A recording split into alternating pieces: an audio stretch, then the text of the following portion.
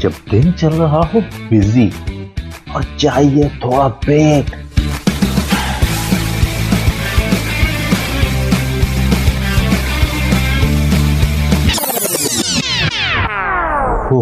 I need a break. तो सुनिए delight delight with RJ मावस्तान, Sunday to Thursday 12 to 3 PM।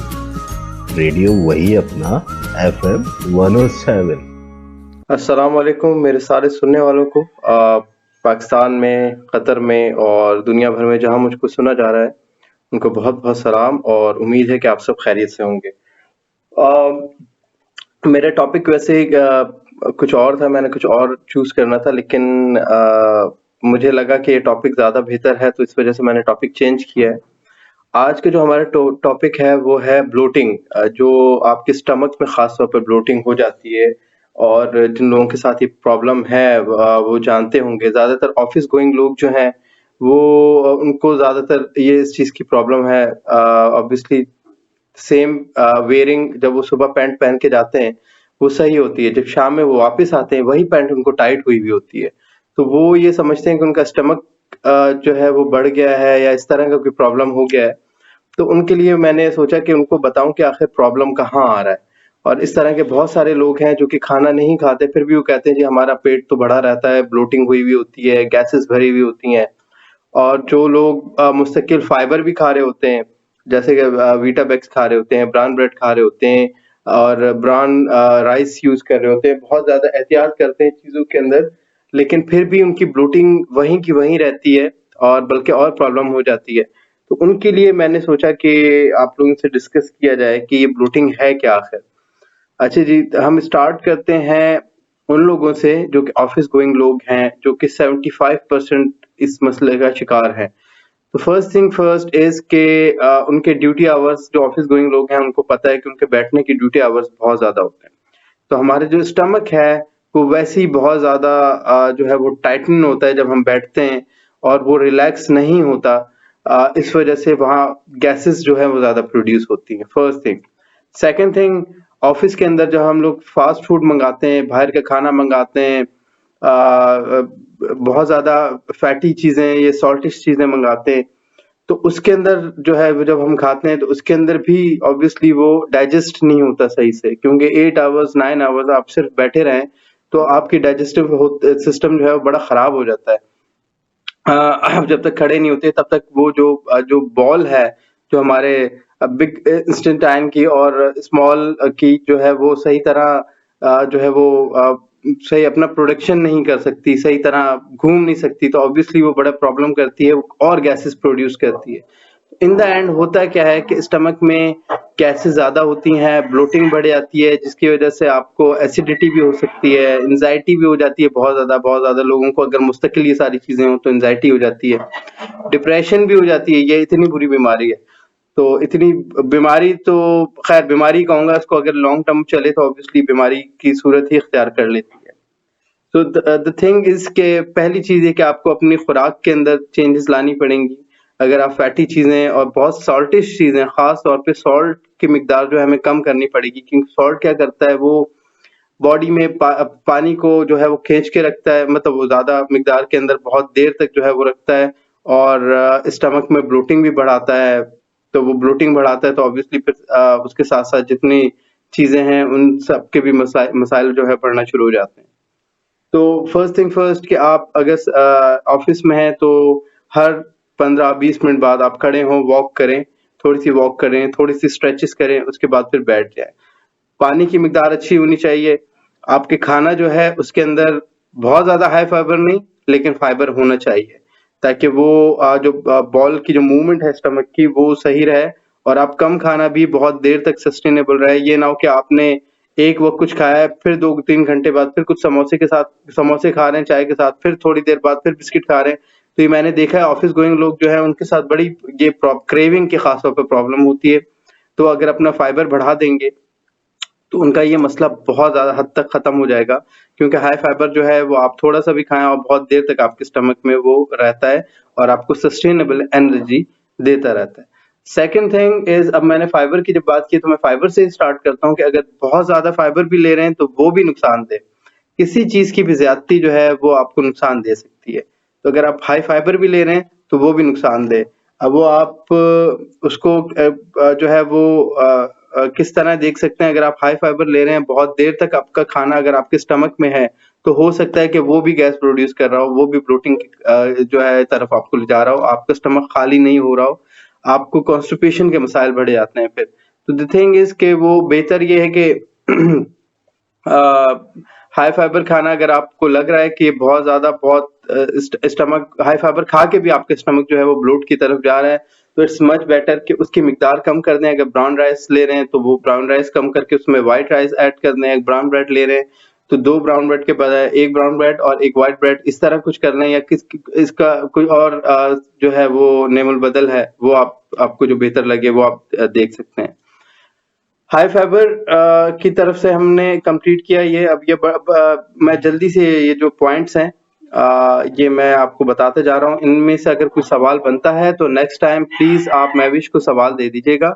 मैं next session के अंदर महविश के साथ जो है वो फिर जवाब उसके दे दूंगा। थर्ड थिंग कि अगर आप बिल्कुल फाइबर नहीं ले रहे, वो भी एक खराब चीज है, क्योंकि आप खाना खा रहे हैं और वॉशरूम जा रहे हैं, खाना खा रहे हैं वॉशरूम जा रहे हैं, फिर इट इज लाइक दिस। तो ऑब्वियसली अगर आपका स्टमक खाली रह रहा है बहुत देर तक, खाना खाने के बाद खाना नहीं रह रहा आपके पेट में, तो ये भी एक बड़ा मसला है। इसमें भी जो है वो गैसेस प्रोड्यूस होती हैं। ऑब्वियसली अगर आपका स्टमक और खाली रहेगा बहुत ज्यादा देर तक तो वो भी गैसेस प्रोड्यूस करेगा। तो हमने जो है balance, you have to know कि आपको क्या चीज सूट करती है। Actually it's very person to person. कोई एक बंदा ये जवाब नहीं दे सकता कि हाँ this is the perfect thing for me. तो वो और for me and for all of you, all of us, क्या एक ही चीज सब, एक ही पैटर्न सबके ऊपर नहीं अप्लाई हो सकता। Obviously it's very person to person. तो मैं हर एक से यही कहता हूँ कि आप एटलीस्ट आपको पता होना चाहिए कि आप क्या खा रहे हैं और कब खा रहे हैं और इसका क्या इफेक्ट पड़ रहा है बॉडी पे। तो द थिंग इज कि बॉडी पे और ब्रेन पे दोनों पे इफेक्ट पड़ता है जब हम खाना खाते हैं, कोई भी चीज होती है। अच्छा, थर्ड थिंग, हमारा जो इम्यून सिस्टम है वो 90% गट से प्रोड्यूस होता है। तो इम्यूनिटी को स्ट्रांग करने के लिए, उसको अच्छा करने के लिए, और ये स्टमक के लिए भी मैं आपको बताऊं, अगर एक खास पॉइंट मैं भी आपको बताने वाला हूँ। अच्छा हुआ मुझे याद आ गया कि अगर खाना बहुत देर तक आपके स्टमक में रहता है और कॉन्स्टिपेशन का आपको मुस्तकिल मसला है, तो फिर स्टमक में के मसाइल जो है बढ़ के जो है ना वो आपके स्किन पे आना शुरू हो जाते हैं और आपको एंजाइटी मुस्तकिल होना शुरू हो जाती है। और एक जो खास बीमारी है जिसको अल्सर कहते हैं, ulcer is the worst thing actually, वो फिर आपको बहुत तंग करती है। अल्सर मुस्तकिल आपकी बॉडी में रहती है और वो आपको जो है मेडिकेशंस पे जाना पड़ता है। तो केमिकल इंटेक से बेहतर, मेडिकेशन से अच्छा है कि आप खुद अपनी खुराक जो है वो बेहतर कर लें, बैलेंस कर लें, जिससे आपको लगे कि हाँ ये मुझे सूट कर रहा है, तो this is the best thing. Okay, so bloating पे थे और ब्लोटिंग के आपको मैंने 3-4 चीजें बताई हैं। अब इम्यून सिस्टम पे आ गया मैं। इम्यून सिस्टम गट सिस्टम पे आ गया था। गट सिस्टम के लिए, इम्यूनिटी के लिए आपको पता है गट में प्रोबायोटिक्स होते हैं। प्रोबायोटिक्स जो होते हैं वो हमारी बॉडी के लिए सबसे बेहतरीन चीज होते हैं। तो अगर ये प्रोबायोटिक्स नहीं प्रोड्यूस हो रहे और सही नहीं है तो भी हमारे लिए मसला है। तो सबसे बेहतरीन प्रोबायोटिक जो मैं सबको सजेस्ट करता हूँ वो है दही। दही अपने इंटेक के अंदर आप जरूर रखें। दोपहर के वक्त थोड़ा सा आप दही खा सकते हैं, which is very very amazing thing. दही आपको प्रोबायोटिक्स भी है, उसके साथ साथ आपके जो बॉडी का टेम्परेचर है उसको मेंटेन करने में बड़ा फायदा देती है। अगर आपने वाटर इंटेक कम की हुई है तो उसको भी किसी हद तक वो कवर करती है। तो yogurt is an amazing thing. आप योगर्ट जरूर यूज करें और गट सिस्टम को अपने स्ट्रॉन्ग करें और ब्लोटिंग से बचें, क्योंकि ब्लोटिंग का मतलब ये कि गैस्ट्रिक आपकी स्टमक में है और गैस्ट्रिक अगर है तो फिर आप ऑब्वियसली एनोइंग सी सिचुएशन रहती होगी हमेशा। आपने खुद भी देखा होगा कि जब गैस्ट्रिक नहीं होती, जब सब सही होता है तो आपका ब्रेन भी सही तरह फंक्शन कर रहा होता है। तो ये बड़ा ताल्लुक है हमारे स्टमक से और हमारे ब्रेन से इसका, क्योंकि कोर है ऑब्वियसली स्टमक, तो मेन एरिया है। और आज की बात मैं यहीं खत्म करने से पहले मैं एक टिप देना चाहूंगा। बहुत सारे लोग मुझसे पूछते हैं कि यार खाने के बाद वॉक कर सकते हैं, कोई एक्सरसाइज कर सकते हैं। लास्ट टाइम भी मैंने बताया था थोड़ा बहुत, लेकिन अभी फिर मैं हर सेशन में एक टिप जरूर दिया करूंगा एंड में।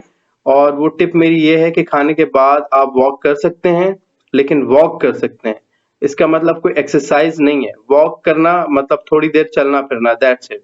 अगर आप खाने के बाद फौरन वॉक करना चाह रहे हैं तो वो मैं मना करूंगा। अगर आप 10 से 15 मिनट बैठ के फिर वॉक करना चाह रहे हैं तो इट्स मच बेटर, क्योंकि खाना जब हम खाते हैं तो हमारी बॉडी का 70-75% जो ब्लड है वो हमारे स्टमक में जाता है तकरीबन, और वो जो है डाइजेस्ट करने में लगा हुआ होता है खाने को। तो जब वो खाने को डाइजेस्ट करने में लगा होता है और हम फास्ट वॉक करते हैं तो हमारे मसल्स को, हमारे कार्डियोवास्कुलर और रेस्पिरेटरी सिस्टम को, हार्ट टू लंग्स के प्रोसेस को ब्लड चाहिए होता है ताकि रिकवरी हो। जब उसको प्रॉपर ब्लड नहीं मिलता है, वो स्टमक में होता है क्योंकि डाइजेस्ट कर रहा होता है, तो फिर वहाँ कंफ्यूजन होती है और नौजिया और आपको मुख्तलिफ चीजें फिर जो है देखने को मिलती हैं। तो इट्स मच बेटर कि आप अगर खाने के बाद 10 से 15 मिनट थोड़ा सा बैठ जाएं, बिल्कुल रिलैक्स होकर बैठ जाएं, उसके बाद जाके 15 मिनट की हल्की सी वॉक कर लें और दैट्स इट। और मैंने आपको लास्ट टाइम भी बताया था कि बीबी फातिमा रज़ियल्लाहु अन्हा का कॉल है कि खाने के बाद नमाज, इशा की नमाज अदा किया करो ताकि खाना अपनी सही जगह पे पहुंच जाए। तो इसका मतलब ही यही है कि ये बड़ी लाइट से वर्कआउट है नमाज, आपको पता है, तो वो खाने के बाद अगर हम करेंगे तो डाइजेस्ट हो जाएगी चीजें। तो उसका मतलब यही था कि it's not a proper exercise, करने की जरूरत नहीं है। आप थोड़ी सी वॉक कर सकते हैं और कोई पर्टिकुलर स्पोर्ट्स नहीं खेल सकते, बिल्कुल मना है। जब तक 2-2.5 घंटे नहीं गुजर जाते आपकी मील को खाए हुए और आप डाइजेस्ट नहीं करते, तब तक आपको कोई भी एक्टिविटी करना जरूरी नहीं है। सो साइनिंग ऑफ, बहुत बहुत शुक्रिया। मुझे उम्मीद है कि आपको मजा आया होगा इस टॉपिक में, और बाकी जो भी सवाल होंगे मैं विश मुझे फॉरवर्ड कर देंगी। नेक्स्ट सेशन में इंशाल्लाह हम सवाल जवाब लेंगे।